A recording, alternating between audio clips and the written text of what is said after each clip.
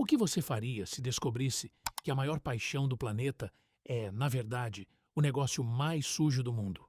A cada 4 anos, bilhões de pessoas param para assistir à Copa do Mundo. Bandeiras nas janelas, gritos de gol, lágrimas de emoção. É a ilusão perfeita. Mas por trás dos gramados impecáveis e da festa das arquibancadas, existe uma engrenagem oculta movida a bilhões de dólares clandestinos, subornos em hotéis de luxo e construções faraônicas erguidas sobre o sangue de trabalhadores invisíveis. Esqueça o romantismo das camisas de futebol. Hoje você vai descobrir como a FIFA transformou o esporte mais amado da Terra em uma máfia bilionária intocável. Para entender como esse império funciona, você precisa compreender quem são os verdadeiros donos do jogo. A FIFA não é apenas uma federação esportiva. Ela opera quase como um Estado soberano, imune a muitas leis locais e com um poder de barganha que dobra os joelhos de governos inteiros. Quando a FIFA escolhe a sede de uma Copa, ela dita as regras do jogo, exige isenções fiscais bilionárias, exige que leis nacionais sejam alteradas e cria zonas de exclusão onde apenas os seus patrocinadores podem lucrar. Por trás de discursos bonitos sobre inclusão e desenvolvimento, um comitê executivo restrito decide os rumos de bilhões de dólares. Uma estrutura blindada, onde o poder se concentra nas mãos de poucos homens de terno que transformaram o esporte em um balcão de negócios privado.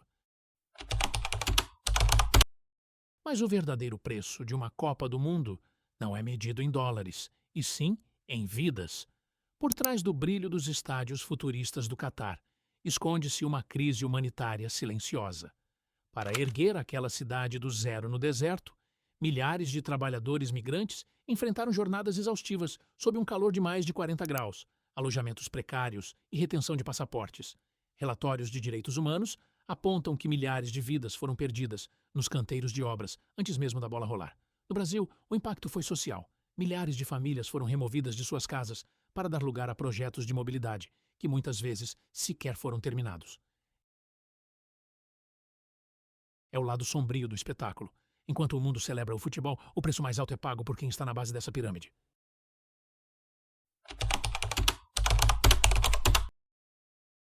Mas para entender como esses absurdos humanitários e leis de exceção foram aprovados, nós precisamos abrir a caixa preta de como uma Copa do Mundo é escolhida.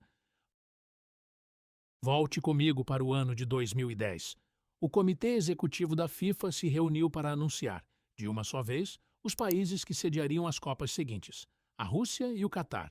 O que parecia uma celebração do esporte global era, na verdade, o estopim para a maior investigação de corrupção da história do futebol.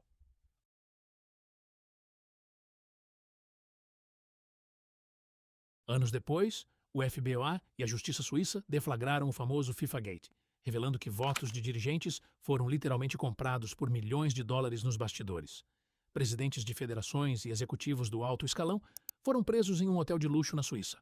O dinheiro que deveria ir para escolinhas de futebol e desenvolvimento da base ao redor do mundo estava alimentando contas secretas em paraísos fiscais, provando que a escolha do maior espetáculo da Terra tinha muito mais a ver com propina do que com o esporte.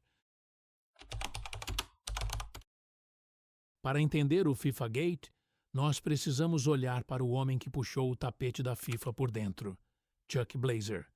Ele era um dirigente americano obeso que andava de scooter por Nova York e vivia uma vida de luxo surreal. Blazer tinha 2 apartamentos alugados na Trump Tower, pagos com dinheiro do futebol. Um para ele viver e outro de $6.000 por mês, apenas para abrigar os seus gatos de estimação. O que ele não esperava é que o fisco americano e o FBI descobririam que ele não declarava impostos há anos. Encurralado, Blazer fez um acordo. Ele se tornou um informante secreto do FBI. Munido de um microfone oculto em um chaveiro, ele gravou reuniões secretas com os maiores cartolas do mundo durante as Olimpíadas de Londres, colhendo as provas que a justiça precisava. Com essas gravações em mãos, a bomba estourou na madrugada de 27 de maio de 2015. Agentes do FBI e da polícia suíça invadiram o Burj Al Arab, um hotel 5 estrelas em Zurique. 7 dirigentes do alto escalão foram presos ali mesmo, incluindo o ex-presidente da CBF, José Maria Maran. Eles operavam o futebol como um cartel da máfia. O esquema envolvia a venda de direitos de transmissão de torneios por valores subfaturados em troca de propinas que passavam de 150 milhões de dólares. Mas o golpe final foi a escolha das Copas do Mundo, de 2018 na Rússia e 2022 no Catar. Investigações apontam que mais da metade dos membros do comitê que votaram nessas sedes foram comprados. Joseph Blatter, o homem que mandava no futebol mundial como se fosse um chefe de Estado, viu seu império desmoronar, sendo banido do esporte. O FIFA-Gate não foi apenas um caso de corrupção. Foi a prova definitiva de que a paixão de bilhões de torcedores foi sequestrada pelo dinheiro.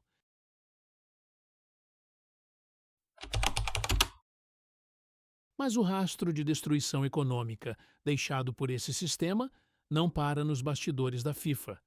Ele se materializa em concreto e aço nas cidades que sediaram os jogos, através dos chamados elefantes brancos. Esse é o termo usado para estádios monumentais, que custaram centenas de milhões de dólares de dinheiro público, mas que hoje estão completamente vazios e sem utilidade prática. No Brasil, o exemplo mais brutal desse desperdício é o estádio Mané Garrincha, em Brasília. A arena custou mais de R$1,5 bilhão, tornando-se uma das mais caras do mundo, em uma cidade que sequer tinha times na primeira divisão do futebol nacional. Hoje, o local luta para se manter relevante recebendo shows ou eventos esporádicos, enquanto o custo astronômico de manutenção devora o orçamento do Estado. Na Arena da Amazônia, em Manaus, e na Arena Pantanal, em Cuiabá, o cenário de abandono se repete. Arenas ultramodernas que servem como monumentos ao desperdício, enquanto hospitais e escolas da região sofrem com a falta de verba básica. No final das contas, quando os refletores se apagam e os turistas voltam para casa, a pergunta que fica é: para onde foi todo o dinheiro arrecadado? A grande ilusão vendida pelos comitês organizadores é que sediar uma Copa do Mundo gera um retorno financeiro estrondoso para o país hospedeiro. Mas a matemática da realidade é cruel. Toda a receita gerada com a venda de ingressos, direitos de transmissão de TV mundial e os contratos de patrocínio bilionários não ficam no país sede. Esse dinheiro vai direto e sem escalas para as contas da FIFA. Enquanto o governo local assume dívidas públicas monstruosas que demoram décadas para ser pagas pelo cidadão, a FIFA recolhe os lucros e vai embora de malas cheias, protegida por aquelas isenções fiscais que exigiu no início. A Copa do Mundo é um negócio perfeito, onde os riscos e os prejuízos são totalmente públicos, mas os lucros são estritamente privados. Quando colocamos todas as peças desse quebra-cabeça na mesa, a imagem final é perturbadora.